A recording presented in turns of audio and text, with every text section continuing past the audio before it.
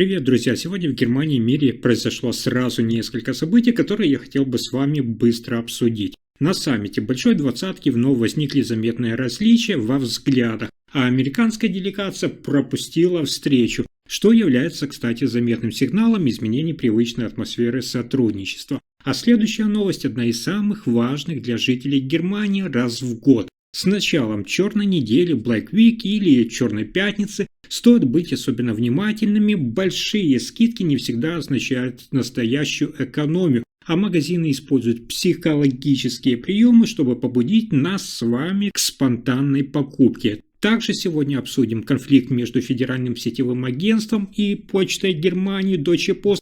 Жалобы жителей Германии растут, а ведомство уже предупреждают Deutsche Post о возможных штрафах, если компания не наведет порядок. И это еще не все. Илон Маск заявил, что через 10-20 лет традиционная работа может стать необязательной, а в Китае среди молодых сотрудников растет феномен 007. Это работа без конца и личной жизни. Про все эти события я коротко расскажу прямо сейчас, буквально за несколько минут. Итак, на саммите Большой Двадцатки обсуждали сложные вопросы мировой политики, показывающие растущие различия в подходах разных стран. Особенное внимание привлекло отсутствие американской делегации. Вашингтон не участвовал в части встреч, что демонстрирует изменение подходов к современным решениям и вызывает вопросы о будущем глобального сотрудничества. На фоне этого страны Азии и Ближнего Востока, наоборот, усилили свое влияние. Китай использует каждую паузу и каждую неопределенность, чтобы укрепить свои позиции. А государства, которые раньше были на периферии мировой политики, теперь выступают как равные игроки. Лидеры спорили о климате, о финансировании бедных стран, о том, как удержать мировую экономику от новых кризисов. Но конкретных решений почти нет, только одни лишь осторожные формулировки. По словам европейских наблюдателей, этот саммит стал, можно сказать, зеркалом новой реальности. Никто больше не готов уступать, каждый играет в свою игру. И главная интрига сейчас: может ли двадцатка вообще сохранить смысл, если мир продолжает двигаться в разные стороны.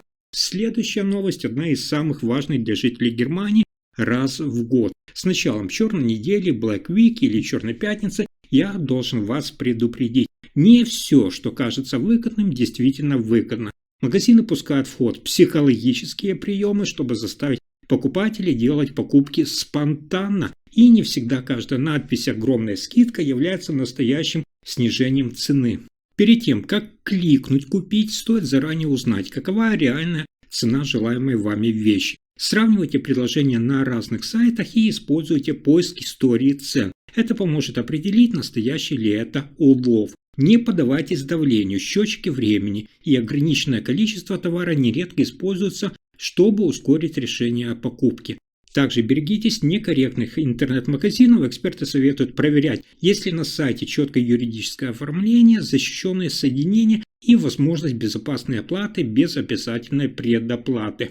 Если вы нашли товар и сомневаетесь, тогда сделайте просто-напросто паузу, подождите пару часов. Если желание купить не пропадет, возможно, это действительно то, что вам нужно. Словом, черная неделя, Black Week или черная пятница – это шанс сэкономить, но только если подходить к распродажам разумно и осмотрительно. Я не знаю, верите ли вы в черную пятницу и скидки или нет, но дела обстоят сегодня именно так. Следующая новость связана со сложной ситуацией. В Германии обсуждается ситуация между Федеральным сетевым агентством и Почтой Германии. Ведомство заявило, если компания не улучшит работу, возможны административные меры. Причина проста. Жалоб от жителей Германии стало слишком много. Только за полгода поступило почти 23 тысячи обращений. Люди жалуются на потерянные письма, долгие задержки и невозможность дозвониться в службу поддержки. Руководитель агентства Клаус Мюллер открыто сказал: терпение заканчивается, и законы позволяют применить жесткие меры. Особенно остро звучит тема замены обычных почтовых отделений автоматами. Почта активно ставит их по всей стране, но агентство требует соблюдать правила.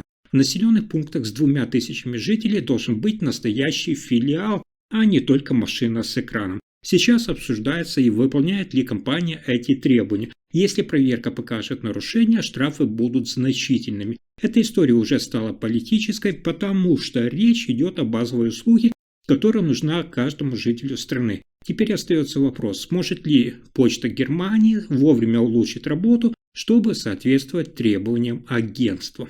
Но на этом сюрпризы дня не заканчиваются. Внимание! Илон Маск делает громкое заявление. По его прогнозу, через 10-20 лет традиционная работа может стать не обязательной, а опциональной. Он заявляет, что развитие искусственного интеллекта и роботов приведет к ситуации, когда машины заменят большую часть сегодняшних профессий. Маск предположил, что деньги в будущем могут даже изменить свою роль, так как производительность станет очень высокой, а многие вещи будут доступны с меньшими трудозатратами.